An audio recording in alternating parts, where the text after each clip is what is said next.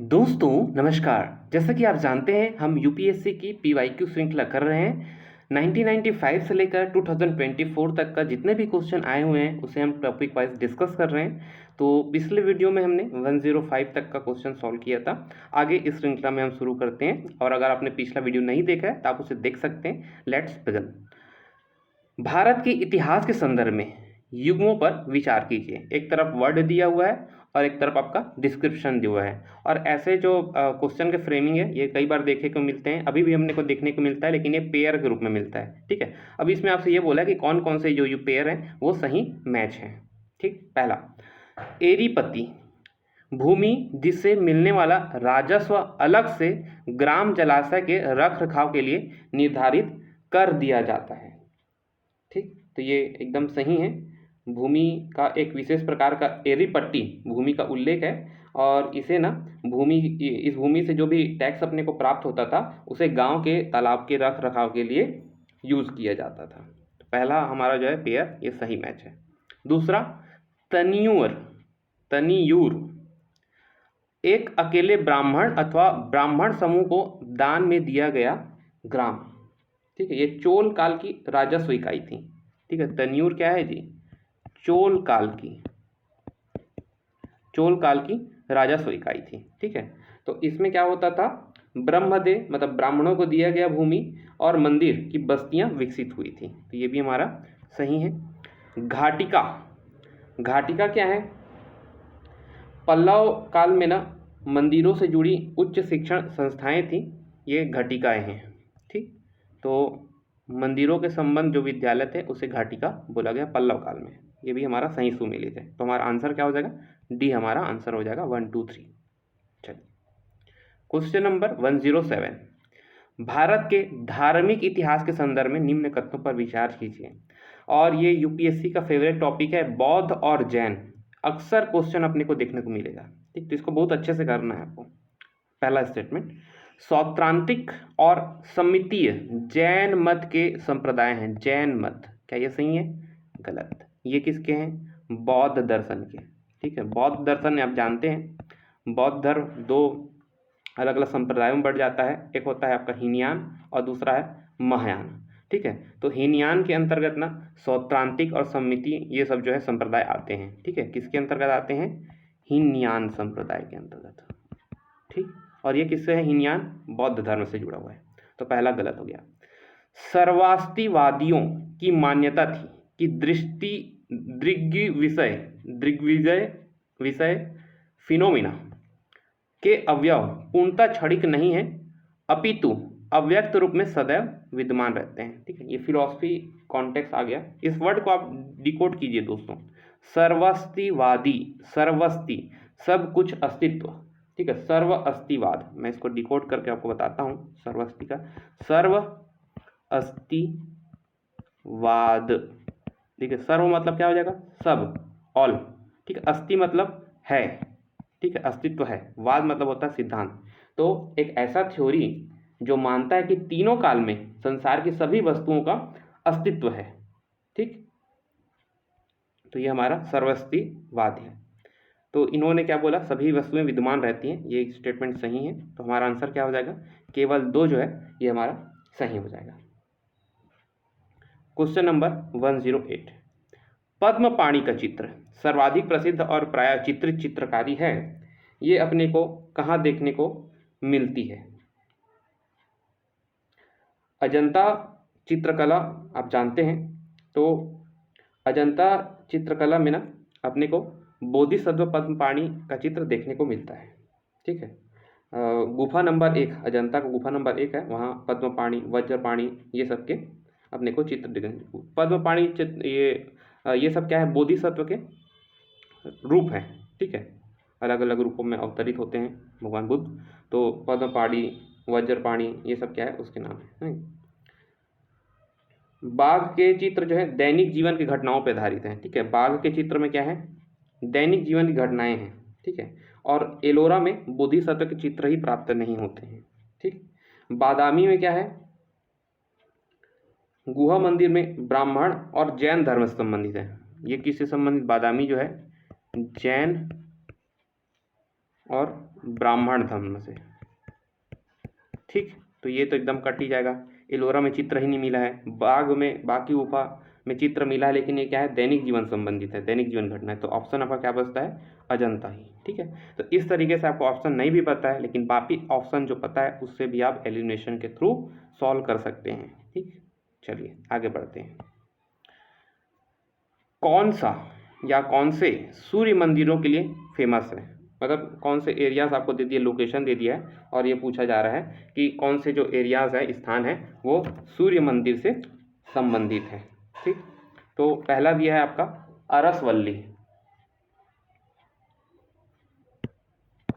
अरसवल्ली कहाँ है आपका, आंध्र प्रदेश में है। ठीक है, आंध्र प्रदेश में है, और ये क्या है, सूर्य मंदिर है। अमरकंटक, अमरकंटक ये आपका मध्य प्रदेश में पड़ता है, यहाँ पर सूर्य मंदिर नहीं है।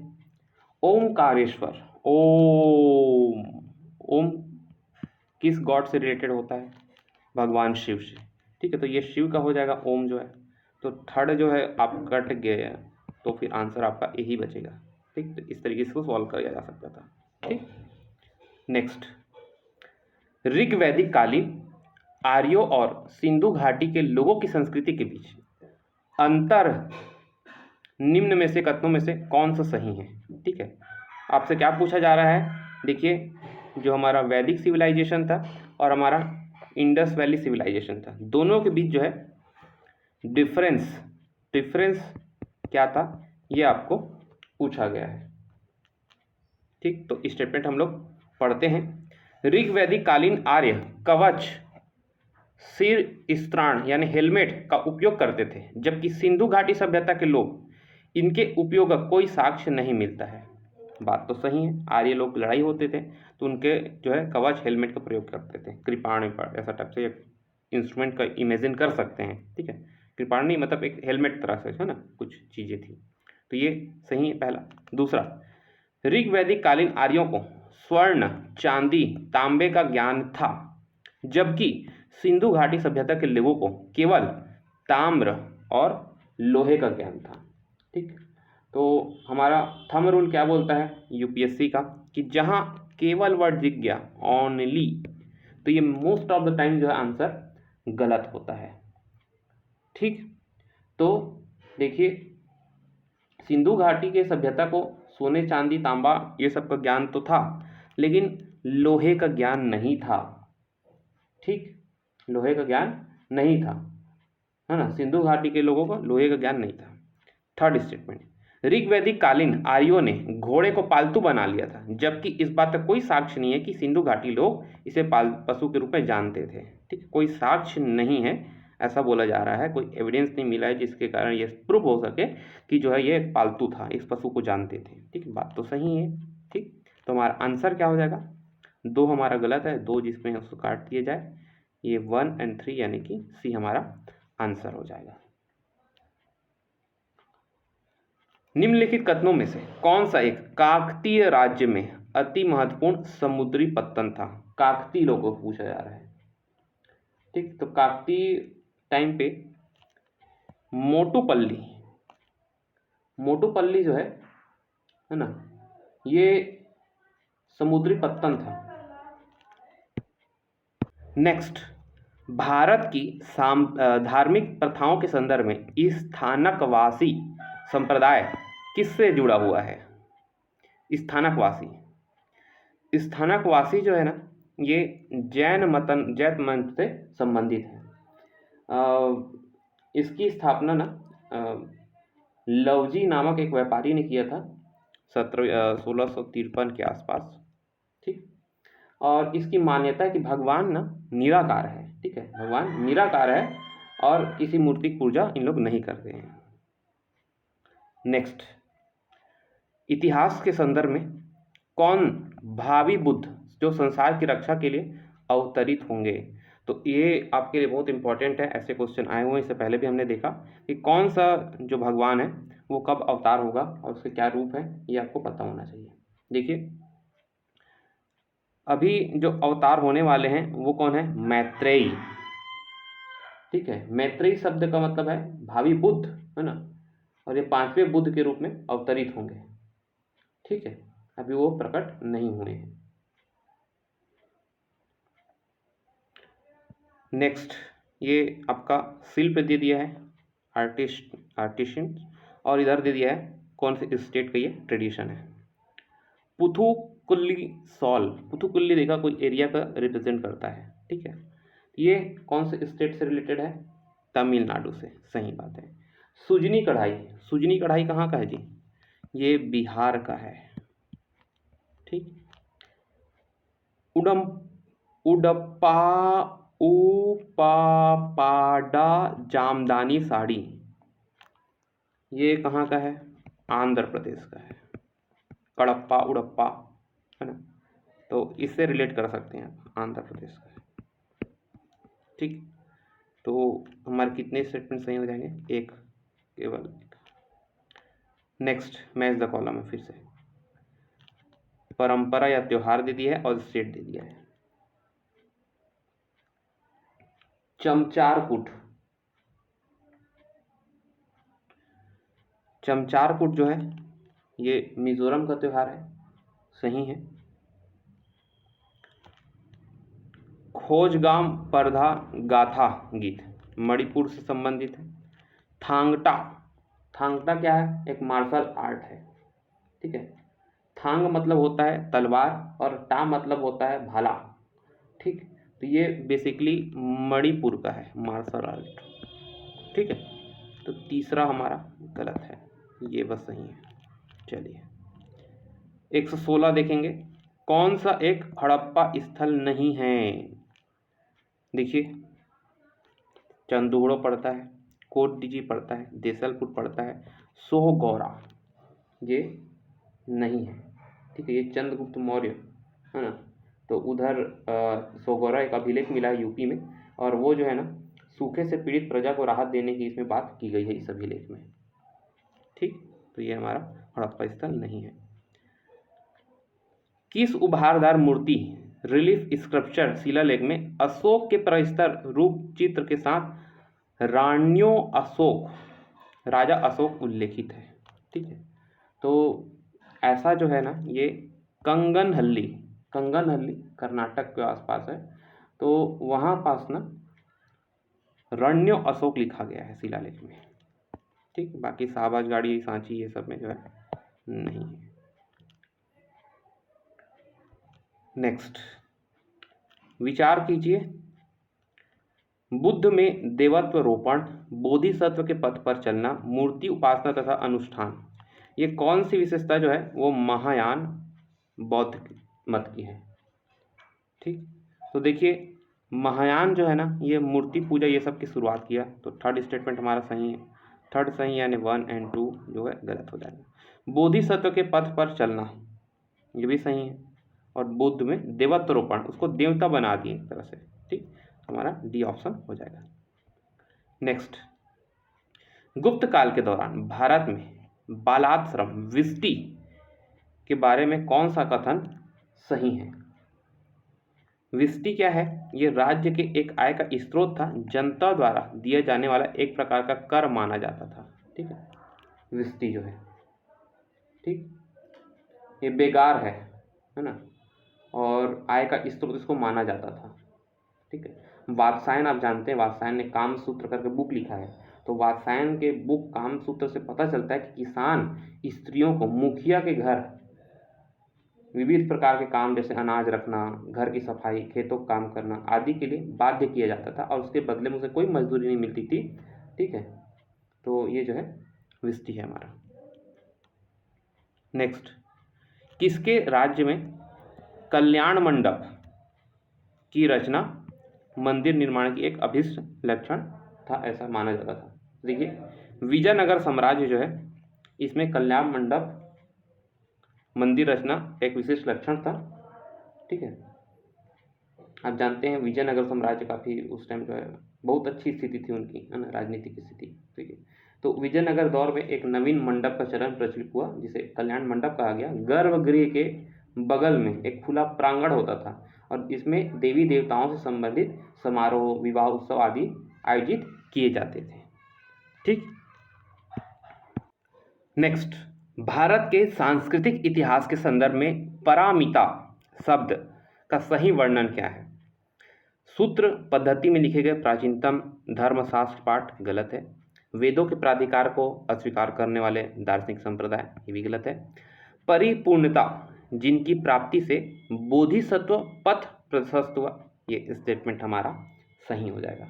देखिए, बौद्ध धर्म में परिपूर्णता या कुछ गुणों का चरमोन्नयन की स्थिति को पारमिता या पारमी, है ना, पाली भाषा में कहा गया है। बौद्ध धर्म में इन गुणों का विकास पवित्रता की प्राप्ति, कर्म को पवित्र करने आदि के लिए की जाती है, ताकि साधक अनावरुद्ध जीवन जीते हुए भी ज्ञान की प्राप्ति कर सके। पारमिता परम शब्द से उत्पन्न हुआ है ना। महायान ग्रंथों में 6-10 भूमि सूत्र में 4 और थेरवाद ग्रंथों में 10 पारमिता का वर्णन किया गया है। तो अपने को उतना डीप में नहीं जाना है। पारमिता जो है किससे रिलेटेड है? वर्ड रिलेटेड ये आपसे क्वेश्चन पूछा गया है। ठीक, ये हो जाए। नेक्स्ट, प्राचीन भारत के विद्वानों और साहित्यकारों के संदर्भ में कौन से कथन सही हैं, ये बताना है। ये मैच द कॉलम है, जो भी हमारे जो विद्वान हैं और कौन से राजा हैं उससे रिलेटेड है, ये आपसे क्वेश्चन पूछा गया है। तो पहला है पारिणी। तो पारिणी कौन है? व्याकरणाचार्य, आप जानते हैं, है ना, बहुत ही फेमस व्याकरणाचार्य हैं। और इसका आप जानते हैं संस्कृत व्याकरण के लिए इसको जाना जाता है ना। पुष्यमित्र शुंग जो है ये 2वीं शताब्दी ईसा पूर्व के थे, है ना। और पारिणी जो है ये 6वीं सदी ईसा पूर्व के हैं। ठीक है, पारिणी क्या है? ये 6वीं ईसा पूर्व है, 6वीं शताब्दी। और ये पुष्यमित्र शुंग क्या है? 185 ईसा पूर्व। ठीक, तो दोनों में मिसमैच है, तो ये गलत हो जाएगा।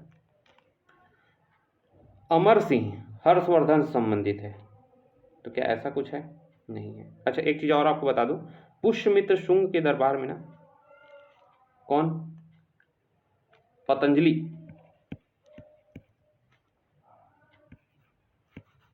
ये रहते थे। ठीक है, तो इसको याद रखना। नेक्स्ट हम बोल रहे थे अमर सिंह हर्षवर्धन संबंधित है। अमर सिंह जो है ये चंद्रगुप्त द्वितीय संबंधित है। ठीक है, तो ये हमारा गलत हो जाएगा। चंद्रगुप्त द्वितीय जो है उससे संबंधित था, यहाँ हर्षवर्धन दिया हुआ है। ये हमारा हर्षवर्धन तो कहाँ 6वीं-7वीं शताब्दी में आता है आपका, है ना। तो अमर सिंह उससे पहले का है। ठीक, तो इसको याद रखने का है। कालिदास, कालिदास किससे संबंधित है? चंद्रगुप्त द्वितीय से। ये सही है, तो हमारा तीसरा जो है सही हो जाएगा। नेक्स्ट, फिर से बुद्धिज्म वाला क्वेश्चन आ गया। धार्मिक इतिहास के संदर्भ में कथन पर विचार करना है। स्थाविरवादी महायान बौद्ध धर्म से संबंधित है, तो क्या ऐसा है? नहीं है। स्थाविरवादी जो है ना ये हीनयान धर्म से संबंधित है। ठीक है, ये स्थाविरवाद या थेरवाद सेम है। ठीक है, इसका अर्थ ये होता है श्रेष्ठ जनों की बात। तो इस बौद्ध धर्म की इस संप्रदाय, है ना, इस शाखा में पाली भाषा में लिखे गए प्राचीन त्रिपिटक धार्मिक ग्रंथों को पालन करने पर बल दिया जाता है। थेरवादियों को ये मानना है, ये जो स्थाविरवादी को मानना है कि इससे वे बौद्ध धर्म को उसके मूल रूप में मानते हैं, है ना। और इनके लिए जो बुद्ध है एक महापुरुष है, कोई देवता नहीं है ना। तो वे उन्हें पूजते नहीं हैं और न ही धार्मिक समारोह में बुद्ध की पूजा होती है। ठीक, तो ये हमारा क्या हो जाएगा? गलत हो जाएगा। नेक्स्ट, लोकोत्तर संप्रदाय बौद्ध धर्म के महासंघिक संप्रदाय से संबंधित है। महासंघिक संप्रदाय से संबंधित है, तो ये स्टेटमेंट हमारा सही है। ठीक है, महासंघिकों द्वारा बुद्ध के देवत्वरोपण ने महायान बौद्ध धर्म को प्रोत्साहित किया, ये भी सही है। ठीक है, तो हमारा आंसर क्या हो जाएगा? 2 और 3 सही हो जाएगा।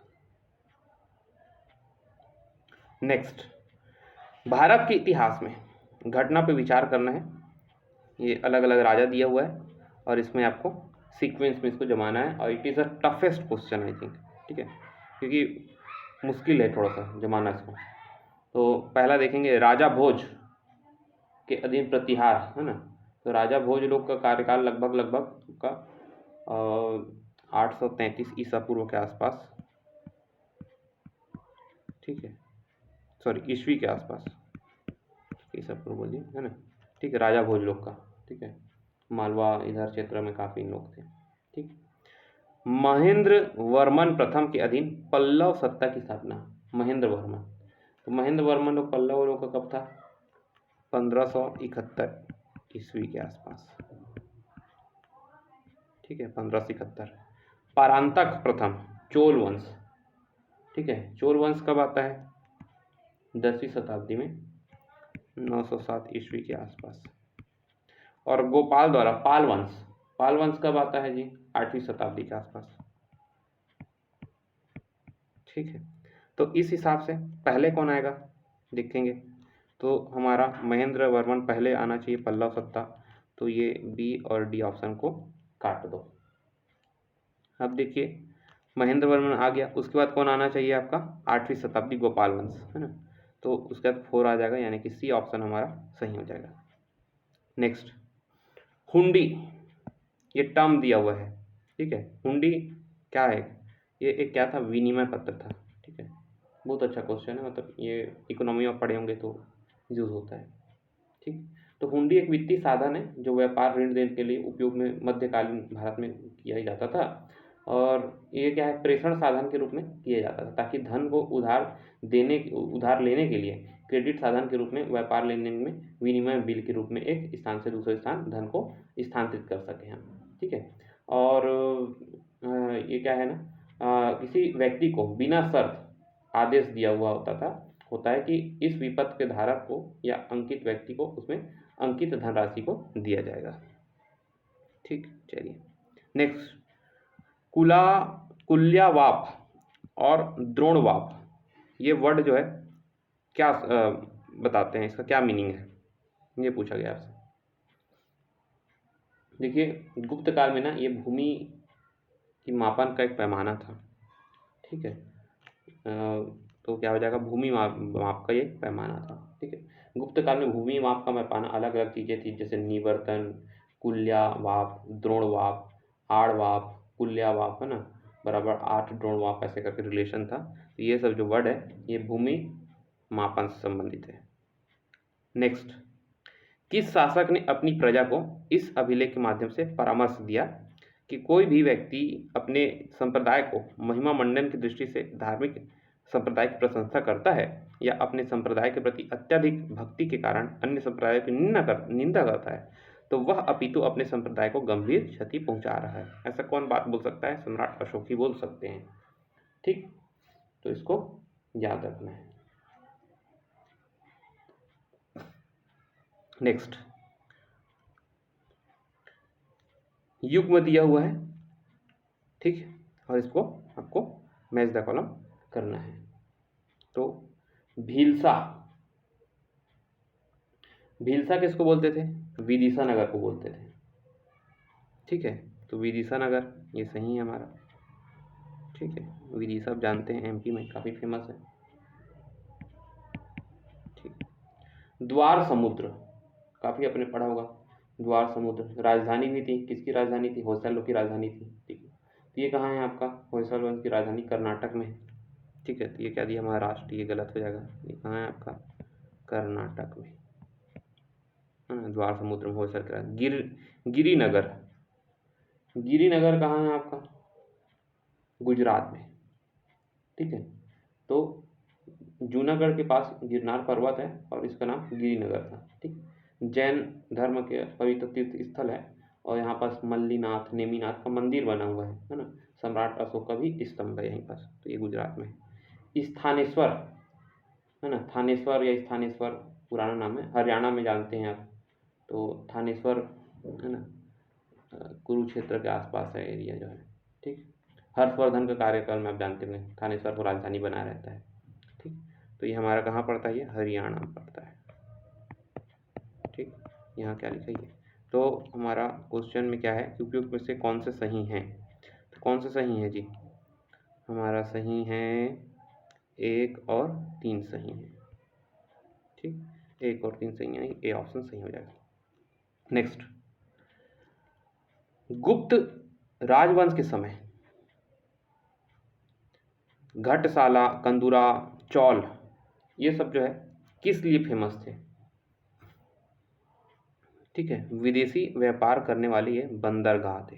ठीक है, घटासाला, कंदुरा, है ना, जनरली ऐसी टाइप के फेमस चीज़ों को पूछा जाता है यूपीएससी में। वर्ड आपको टर्म दे देगा, ये क्या होते थे ये बताइएगा क्या। ठीक, तो ना गुप्त काल में क्या है, आंतरिक व्यापार भी होता था, बाह्य व्यापार भी होता। आंतरिक व्यापार मतलब हमारे अंतर्गत क्षेत्र में भी व्यापार, और दूसरे देशों के व्यापार, फॉरेन जो है उनको भी साथ होता था। ठीक है, तो आंध्र प्रदेश में ना कंडरा, घंटसाला, है ना, कावेरीपट्टनम, टोंडाई ये सब बंदरगाह थे। नेक्स्ट, सांस्कृतिक इतिहास मैच करना है। परिव्राजक, ये भी अच्छा क्वेश्चन है। ठीक है, तो मैं एक बुद्ध की कहानी सुन रहा था, तो उसमें युवा परिव्राजक ऐसा करके बोला जाता है। परिव्राजक मतलब होता है एक त्यागी और जो घूमते रहता है। ठीक है, तो परिव्राजक को याद रखना कि जो परित्यागी रहता है, जो घूमता है, उसको बोलते हैं। नेक्स्ट, श्रमण, श्रमण किसको बोलते हैं? जैन भिक्षु या जैन साधु को श्रमण कहते हैं। ठीक, ये साधु को बोलते हैं। श्रमण किसको बोलते हैं? साधु को या भिक्षु को। ये गलत हो जाएगा। उपासक, उपासक किसको बोलते हैं? जो किसी धर्म को मानने वाला, अनुगामी रहता है। ठीक, तो तीसरा तो साधारण वर्ड से आप रिलेट कर लेंगे। पहला, दूसरा जो है गलत हो जाएगा। तो दो दो जिसमें है काटा तो हमारा बी आंसर हो जाएगा। नेक्स्ट, भवभूति, हस्तिमल्ल, छोमेधर ये कौन लोग हैं? ठीक है, तो देखिए मैं कोई जैन साधु के बारे में ऐसा कुछ पढ़ा नहीं हूँ, तो इसको काट देता हूँ। मंदिर की वास्तुकला आपका ऐसा कुछ नहीं है ना। आप जानते हैं नागर शैली, द्रविड़ शैली ये सब है, ऐसा कुछ तो नहीं है। कोई दार्शनिक है इन लोग, ये भी नहीं है। नाटककार है ना। आपको कन्फ्यूज़न दो चीज़ों में हो सकता है, बी और डी में, कि दार्शनिक है या नाटककार है। ठीक है, तो ये क्या है? नाटककार है।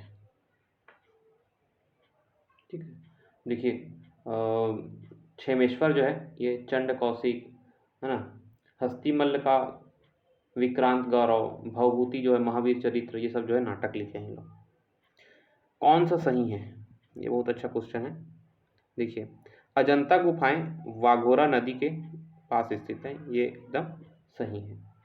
ठीक, अजंता आप जानते हैं 30 गुफाओं का समूह है और घोड़े की नाल के आकार में पहाड़ों को काटकर बनाया गया है, और उसी के पास जो है वाघेरा नदी बहती है। ठीक, तो गुफाओं के पास मौजूद गांव अजंता के नाम से इन गुफाओं का नाम अजंता पड़ गया। अब 30 गुफा है।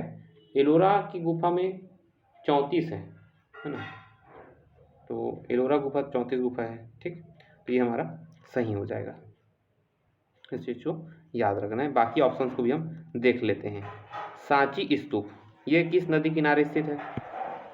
बेतवा नदी के किनारे स्थित है सांची, है ना, बेतवा। तो ये स्टेटमेंट हमारा इसलिए गलत हो गया है। रिवर को याद रखना है, क्या है? बेतवा रिवर। नेक्स्ट, पांडुलिना गुफा देव मंदिर ये नर्मदा नदी घाटी में स्थित है। ये आपका गोदावरी नदी के आसपास, ठीक है, गोदावरी नदी के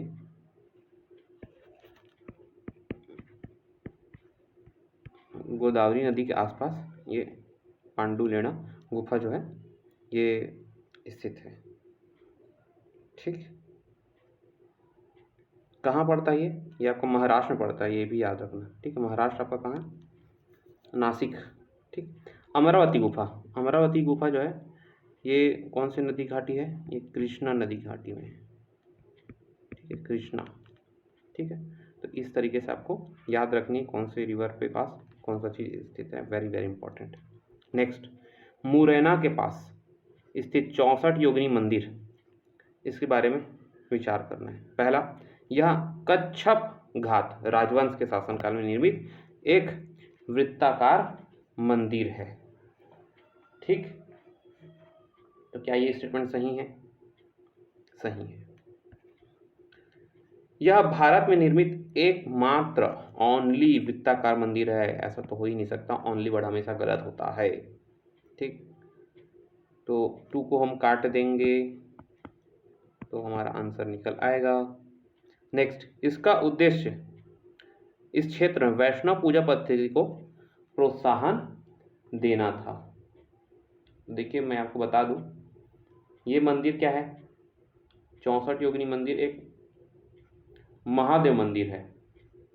ठीक है, और तो महादेव मंदिर जो है ना, तो ये क्या है, शिव से रिलेटेड होगा ना, वैष्णव पूजा पद्धति कैसे होगा। ठीक, इसके डिजाइन को लेकर धारणा बनी कि भारतीय संसद भवन के लिए प्रेरणा स्रोत रहा। ये बात भी सही है। ठीक है, देखिए मैं इसके बारे से बताता हूँ। 64 योगिनी मंदिर है ना, जिसे महादेव मंदिर भी, एक सट्टो महादेव मंदिर भी कहते हैं, लगभग 100 फीट की ऊंची एक पहाड़ी के ऊपर है, और गोलाकार मंदिर नीचे खेती किए गए खेतों का शानदार दृश्य प्रस्तुत करता है। और इसके इस मंदिर के हर कक्ष में शिवलिंग है ना। ये गोलाकार मंदिर है, और भारत में गोलाकार मंदिरों की संख्या काफ़ी कम है, आप जानते हैं। तो उनमें से ये एक मंदिर है। ठीक, ये 64 योगिनियों को समर्पित है। ठीक है, और ये कई तरह से भूकंप के झटके लगने के बाद ही ये मंदिर सुरक्षित है ना। और कई आगंतुक इस मंदिर की तुलना भारतीय संसद भवन से करते हैं, क्योंकि दोनों ही शैली में गोलाकार है। ठीक है, तो ये हमारा आंसर हो जाएगा 1 और 4। नेक्स्ट, कौन सा प्राचीन नगर अपने उन्नत जल संचयन प्रबंधन प्रणाली के लिए सुप्रसिद्ध है? बांधों की श्रृंखला का निर्माण किया गया था। संबंध जलाशयों में नहर के माध्यम से जल को प्रवाहित किया जाता था। कौन सा रिलेटेड है? धौलावीरा। ठीक, कालीबिंगा तो इधर खेत वेत है इधर, है ना, तो ये सब तो हो ही नहीं सकता। धौलावीरा में खनन के दौरान कई कुएं, नाले, जलाशय मिले हैं, है ना, और यहाँ तक कि नहरों का बांध बनाने को भी प्रमाण मिला है। ठीक है, तो इससे ये पुष्टि होती है एक तरह से कि धौलावीरा के प्राचीन नगरवासियों को जल एकत्र करना, बारिश की बहानी, ये सब पता था कि कैसे कलेक्ट करते हैं। नेक्स्ट, गुप्त वंश के पतन से लेकर आरंभिक 7वीं शताब्दी में हर्षवर्धन के उत्थान तक उत्तर भारत में किन राज्यों का शासन रहा है? बहुत ही आसान क्वेश्चन नहीं है ये। ठीक, तो चलिए हम इसको देखते हैं। तो आपको क्या जमाना है ये, अच्छा बस ये बताना है कि कौन कौन से राज्यों का शासन था गुप्त वंश के पतन से लेकर आरंभिक 7वीं शताब्दी तक। ठीक है, तो पहले तो आपको ये पता होना चाहिए कि गुप्त वंश जो है कब आया था। देखिए, गुप्त लोग लगभग ना 3वीं शताब्दी के आसपास आते हैं, है ना। श्रीगुप्त इसकी स्थापना करते हैं। ठीक, उसके बाद फिर चंद्रगुप्त ये सब आता है, फिर आखिर में पतन हो जाता है। ठीक, तो पतन से लेकर बोला है, वर्ड को देखना, पतन से लेकर आरंभिक 7वीं शताब्दी तक, हर्षवर्धन के उत्थान तक, हर्षवर्धन मतलब कि 639 ईसा। ठीक है, उत्तर भारत में कौन कौन से राज्य थे? मगध के गुप्त वंश का जब पतन होगा तो मगध के गुप्त रहेंगे। ठीक, मेरा कॉमन सेंस ऐसे ही बोलता है। ठीक, उसके बाद हर्षवर्धन और शुंग वंश की लड़ाई हुई थी, आप जानते हैं, है ना, पुष्यभूति शुंग, ये शुंग वुंग, तो पुष्यभूति रह गई। कन्नौज के मौखरी वंश उधर, है ना, इन लोग भी थे। देवगिरी के यादव वंश नहीं था। वल्लभी के मैत्रक वंश ये भी था। ठीक, तो हमारा आंसर क्या हो जाएगा? 1, 3, 4 एंड 6। देखिए, मालवा लोग जो हैं, इन लोग कब आते हैं, इसका शुरुआत कब होता है? मालवा के परमार वंश का शासक 9वीं से 14वीं शताब्दी के आसपास आते हैं ना।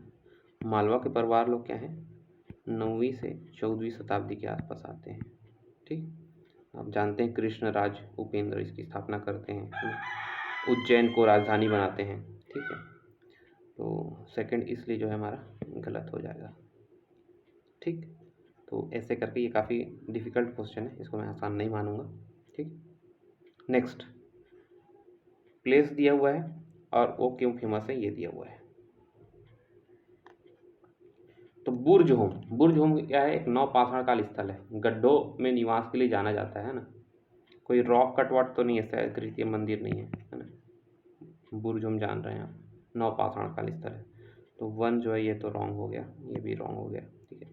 चंद्रकेतुगढ़, चंद्रकेतुगढ़ बंगाल में स्थित है, ठीक, टेराकोटा के लिए फेमस है। गणेश्वर, गणेश्वर एक ताम्र पाषाण स्थल है, ठीक है।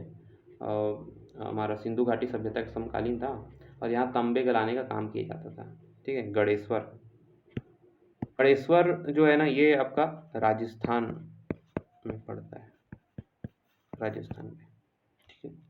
ये भी हमारा सही हो जाएगा, तो हमारा डी आंसर हो जाएगा इसका, ठीक है। तो वेरी वेरी इंपॉर्टेंट, इसको याद रखना है आपको।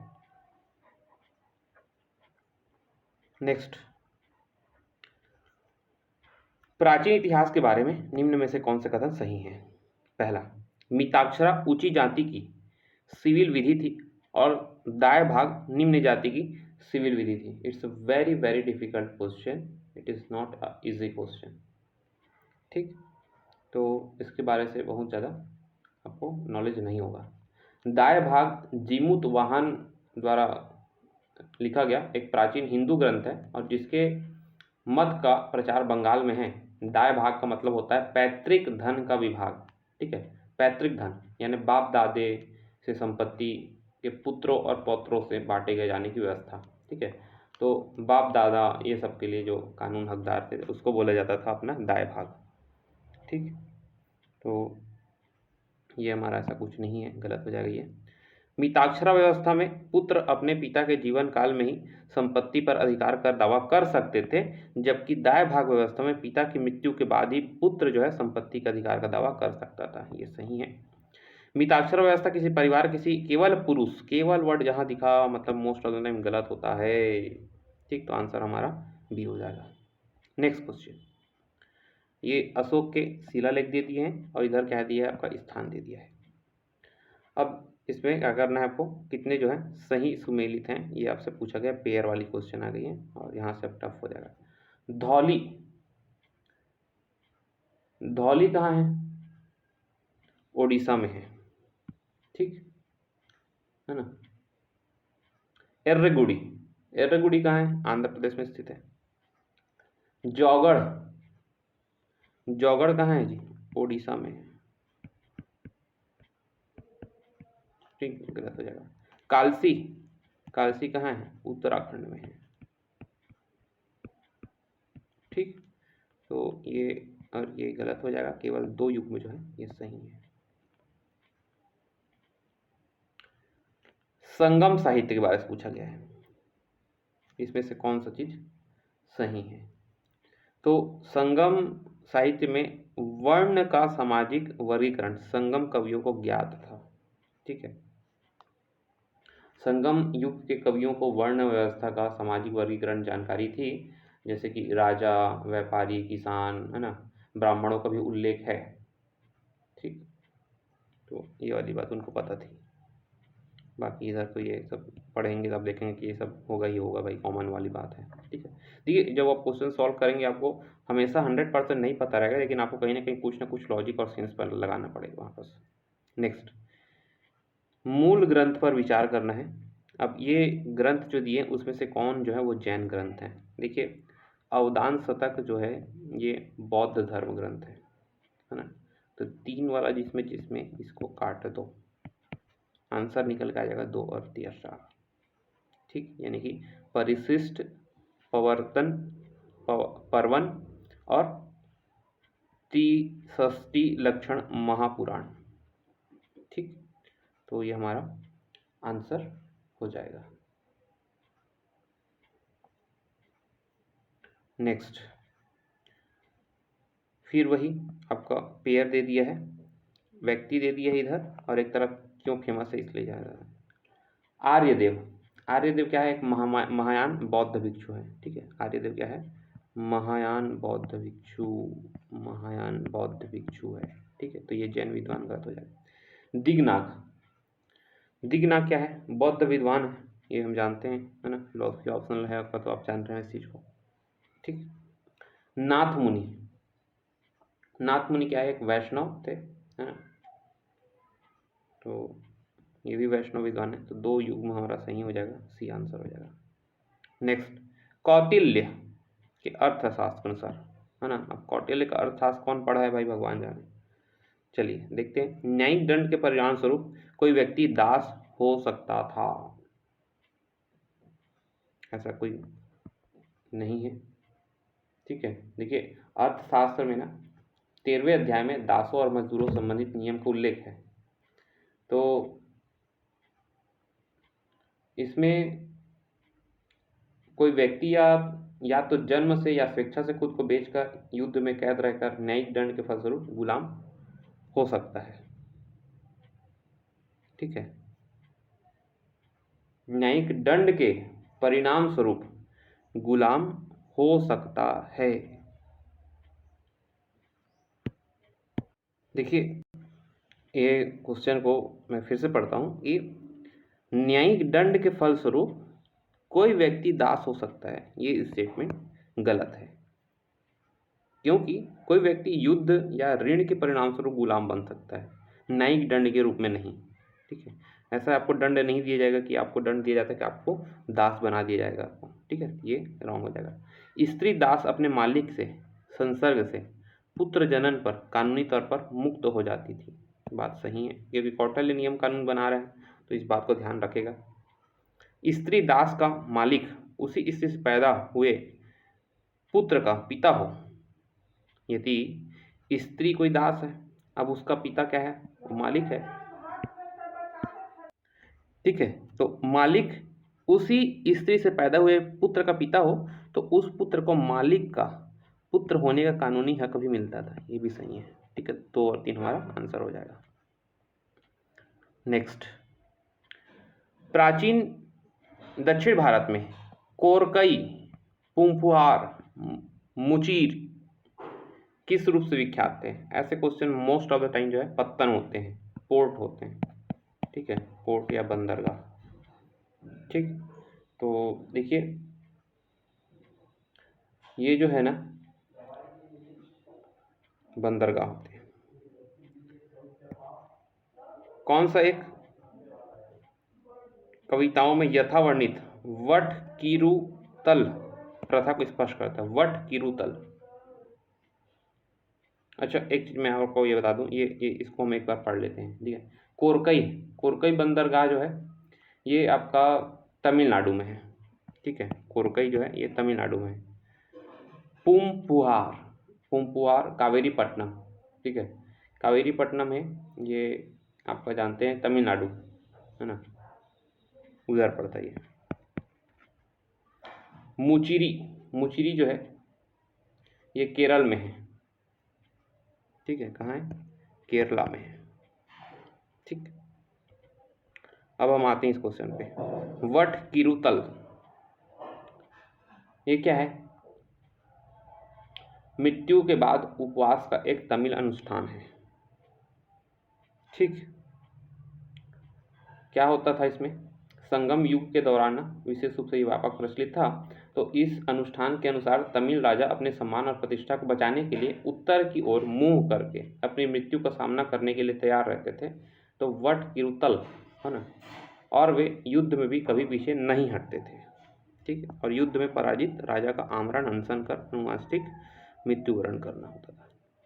नेक्स्ट, धान्य कटक जो महासांधिकों के अधीनस्थ एक बौद्ध केंद्र के रूप में समृद्ध हुआ, किस एक क्षेत्र में अवस्थित था। ये कहाँ स्थित था, धान्य कटक आंध्र प्रदेश साइड स्थित था। ठीक है, आंध्र प्रदेश के गुंटूर जिले में अमरावती के पास एक शहर है, प्राचीन शहर है ना, सातवाहनों की राजधानी थी और आंध्र के नाम से जानते थे इसे। ठीक, तो आंध्रा लोग की आंध्र में। अब देखिए इधर क्वेश्चन पूछा है, प्राचीन भारत में स्तूप, स्तूप जो है ये मूलतः बौद्ध संकल्पना है, ऐसा बोला जा रहा है, तो ऐसा कुछ भी नहीं है। ठीक है, इसका वेदों में भी इसका मिलता है प्रमाण जो है ना, तो उधर भी मिट्टी का ढेर वेर जो है मिलता है। ठीक है, तो स्तूप एक क्या है, पूर्व बौद्ध तुमली है ना। श्रमण जो रहते थे है ना, जो साधु रहते थे, तो उसको बैठने की स्थिति में दफनाया जाता था। ठीक है, स्तूप मिट्टी और पत्थर के साधारण टीले थे। ठीक, तो ये गलत हो जाएगा। स्तूप आमतौर पर अवशेषों को निक्षेपागार होता था। सही है ना, एक अवशेष के भंडार के रूप में कार्य करना है। ठीक है, प्रमुख कार्य। ठीक है, तो अवशेष बुद्ध से जुड़ी थी, तो जितने भी उसके अवशेष मिले है ना, भौतिक हो, व्यक्तिगत समान हो, तो पवित्र माना गया उनको। स्तूप एक संकल्प अर्पित या स्मारक संरचना होती है। ठीक, ये भी सही बात है, तो हमारे दो स्टेटमेंट जो है सही हो जाएंगे। नेक्स्ट, इधर साहित्यिक कृति दे दिया, इधर दिया रचनाकार। देवी चंद्रगुप्तम, देवी चंद्रगुप्तम किसकी है जी, ये विशाखा दत्त। ठीक है, विशाखा दत्त की रचना है। ठीक, देवी चंद्रगुप्तम, बिल्हड़ दे दिया है, तो एक जगह हमारा गलत हो जाएगा। हम्मीर महाकाव्य, हम्मीर महाकाव्य किससे रिलेटेड है, एक जैन विद्वान है हमारे, सूरी है ना, नय चंद्र सूरी, इससे रिलेटेड है। ठीक है, तो ये हम्मीर महाकाव्य एक्चुअली चाहमान राजा था एक हम्मीर, तो ना उसकी पौराणिक जीवनी लिखा था। मिलिंद पन्न, मिलिंद पन्न क्या है, राजा मिलिंद के प्रश्न है ना, नागसेन द्वारा लिखित एक प्रसिद्ध पाली बौद्ध पाठ है। ठीक है, थेरवाद जो है बौद्ध परंपरा का भाग माना जाता है। तो मीनांडर और बौद्ध भिक्षु नाग के बीच संवाद है ये। ठीक है, नागसेन नागार्जुन। ठीक, उपयुक्त में से कौन से जो है सुमेलित है पूछा जा रहा है। अच्छा, एक चीज और है, नीति वाक्यमृत, नीति वाक्यमृत जो है सोमदेव सूरी द्वारा लिखा गया है। ठीक, ये भी सही है। ठीक है, 10वीं शताब्दी का है ये, जैन भिक्षु था ये। ठीक है, तो इसने एक लिखा है शासन से रिलेटेड। ठीक है, देवी चंद्रगुप्तम के बारे में बता रहा था कि ये एक संस्कृत नाटक है जिसमें राजा रामगुप्त की कहानी, जो अपनी रानी ध्रुव देवी को शक आक्रमणकारी को समर्पण करने का फैसला करता है, लेकिन उसका छोटा भाई चंद्रगुप्त रानी के रूप में प्रच्छन्न दुश्मन शिविर में प्रवेश करता है और दुश्मन को मारता है। ठीक, तो ये हमारा 140 का कितना सही है, 2, 1, 2 और 3 सही है, तो हमारा आंसर जो है सी हो जाएगा। चलिए नेक्स्ट, आत्मा केवल जंतु या पादप जीवन की संपदा नहीं है, बल्कि सिराओं में प्रवाहित जलधाराओं और अन्य अनेक प्राकृतिक वस्तुओं की भी है, जिन्हें अन्य धार्मिक संप्रदाय जीवित नहीं मानते हैं। तो ऐसा किस धर्म में, किस संप्रदाय में ऐसा विश्वास है। ठीक है, ऐसा कौन बोलते हैं, जैन लोग बोलते हैं। जैन लोग को देखिए, उन लोग मतलब उन लोग बैठते हैं ना, तो उन लोग पूरा साफ करते हैं पहले, मुंह में भी टोपी कुछ वो लगा रहते हैं ना, मुंह में एक देखेंगे वाइट टाइप का कुछ लगा रहते हैं, तो उनकी आवाज़ से भी कोई जीव जंतु ना मर जाए। बैठने के टाइम भी वो जो मोर का पंख लेके पकड़ते रहते हैं और उसी में क्या साफ करते हैं, तो वो बहुत ही ऐसे मानते हैं, उन लोग अहिंसावादी रहते हैं ना। तो इस तरह से जैनी जो है अभ्यास करते हैं अहिंसा का। ठीक है, हवा पानी पौधे ये सब में निर्जीव में भी जो है इंसान की तरह आत्मा होती है, ऐसा मानते हैं हम लोग। नेक्स्ट, इधर क्या दिया है, प्लेस दे दिया है, इधर क्या दिया है आपको, किस लिए फेमस है। बेसनगर, बेसनगर विदिशा को बोलते थे, ये एमपी में स्थित है। ठीक है, तो ये विष्णु को है ना, हेलियोडोरस स्तंभ, ठीक है, गरुड़ स्तंभ खड़ा है, उसके लिए फेमस है, तो ये गलत है। विष्णु के सिर में भाजा, भाजा कहाँ है, भाजा गुफा जो है ना, ये आपका महाराष्ट्र में स्थित है। ठीक है, भाजा, और ये आपका बौद्ध के हीनयान संप्रदाय संबंधित है, बौद्ध गुफा है। शीतल वासल फेमस है, तमिलनाडु में जान रहे हैं आप। ठीक है, तो ये किससे रिलेटेड है, जैन गुफा है। ठीक है, जैन मुनि से रिलेटेड है। तो कितने सही हो गए हमारे, 2 और 3, यानी कि केवल 2 सही है। नेक्स्ट, भास की रचना कौन सी है, भास की रचना कौन सी है, इसको हमने पढ़ चुका है, इससे पहले भी क्वेश्चन आ चुका है। देखिए, भास जो है ना, ये मध्यमा वया योग संस्कृत नाटक लिखा है। ठीक है, मध्यमा योग, और it is a very difficult to correct this question. ठीक है, महाभाष्य और तो पतंजलि का है। ठीक है, नाट्य शास्त्र भी नहीं है। ठीक है, भरत मुनि ये सब लिखते हैं, काव्य अलंकार भी नहीं है, तो मध्यमा योग इसका आंसर है। ठीक है, ये नाटक महाभारत के पात्रों के इर्द गिर्द घूमता है, भीम, उसका घटोत्कच, ये सब जो है। ठीक, तो इसको याद रखना है आपको। अच्छा, अदर ऑप्शन के बारे में भी हम डिस्कस कर लेते हैं। देखिए, काव्य अलंकार कौन लिखा है? भामशाह द्वारा, भामह द्वारा, भामह भामह भामह लिखा है, ठीक है। भरत मुनि नाट्य शास्त्र लिखा है ना, पतंजलि महाभाष्य लिखा है। चलिए, संघभूति भारतीय बौद्ध भिक्षु 4वीं शताब्दी के ईस्वी के अंत में चीन की यात्रा करता है। तो निम्न में से किस पर भाष्य के लेखक थे? ठीक है, निम्नलिखित में से किस पर भाष्य के लेखक थे? बहुत ही अच्छा क्वेश्चन है ये। सर्वस्तिवाद विनय। एक बार क्वेश्चन फिर से पूछता हूँ, मैं बोलता हूँ, संघभूति भारतीय बौद्ध भिक्षु 4वीं शताब्दी ईस्वी के आखिर में चीन की यात्रा की, वो किस पर भाष्य के लेखक थे? तो सर्वस्तिवाद विनय के रिलेटेड है, ठीक। क्योंकि ना सर्वस्तिवाद मतलब बोलते हैं कि सब कुछ इस दुनिया में विद्यमान रहता है, सभी वस्तुओं का अस्तित्व होता है पहले से ही, है ना, ऐसा हम लोग मानते हैं। तो इससे रिलेटेड है। अब अदर ऑप्शन को देख लेते हैं। प्रज्ञा पारमिता सूत्र। प्रज्ञा पारमिता सूत्र क्या है? ये प्राचीन महायान बौद्धों का एक संग्रह है, ये गलत हो जाएगा। विशुद्ध मार्ग, विशुद्ध मार्ग क्या है? बुद्ध घोष द्वारा लिखित एक थेरवादी बौद्ध टिप्पणी है ना, किसके द्वारा? बुद्ध घोष के द्वारा, ठीक, ये भी हो जाएगा। ललित विस्तार, वेरी वेरी फेमस महायान ग्रंथ है ये, ठीक है। और इसमें ना गौतम बुद्ध के जीवन का वर्णन किया गया है, जन्म से लेकर ज्ञानोदय तक अलग अलग घटनाएं जो हैं, ठीक। आई थिंक इसको इंसाइक्लोपीडिया बुद्धिज्म ऐसा भी बोला जाता है, ललित विस्तार का। इसकी रचना कौन किया मुझे एग्जैक्टली याद नहीं आ रहा है। चलिए आगे बढ़ते हैं। प्राचीन भारत के संदर्भ में गौतम बुद्ध को सामान्यतः निम्नलिखित में से किन उपनामों से जाना जाता था? अच्छा क्वेश्चन है ये भी। नायपुत्र, क्या ऐसा बोला जाता था?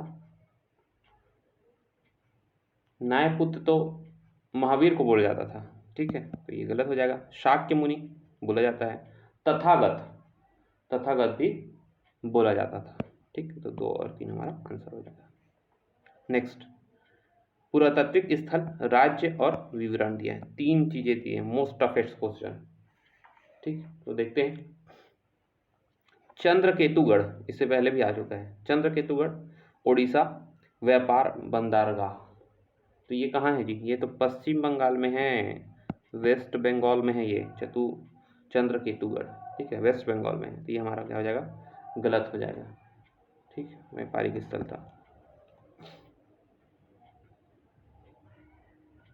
इनाम गांव महाराष्ट्र में है, ठीक, सही है। पुणे में ताम्रपाषाणी स्थल है। मंगडू केरल में है, मेगालिथिक अध्ययन के लिए एक प्रागैतिहासिक स्थल है, ठीक है, केरल में महापाषाण का। सालीहुंडम जो है ये रॉक कट मंदिर के लिए, नहीं ये गलत है, ठीक है, रॉक कट के लिए नहीं जाना जाता है, ठीक है, ठीक। सालीहुंडम, तो हमारा आंसर क्या हो जाएगा? 2 और 3 सही है, ठीक। ये 2024 का क्वेश्चन है, लेटेस्ट, लास्ट क्वेश्चन। कथन पे विचार करना है। उपनिषदों में कोई नीति कथा पैराबल नहीं है, ठीक है, गलत है। पक्षियों के दृष्टांत ये सब बताया गया है, तो ये गलत हो जाएगा। उपनिषदों की रचना पुराणों से भी पहले हुई थी, ठीक है। देखिए, वेद के बाद क्या आता है? उपनिषद, उपनिषद के बाद फिर आता है क्या? पुराण बाद में आते हैं, ठीक है। तो ये हमारा सेकंड स्टेटमेंट सही हो जाएगा, पहला जो है गलत है। तो इस वीडियो में हमने क्या देखा? अब तक जितने भी क्वेश्चन है 1995 से लेकर जो 2024 तक का क्वेश्चन जितने भी आए थे एंशिएंट इंडिया से, वो हमने सॉल्व कर लिए हैं। अब हम अगले टॉपिक में हम जितने भी मिडेवल हिस्ट्री है उसके क्वेश्चन को देखेंगे। Thank you so much.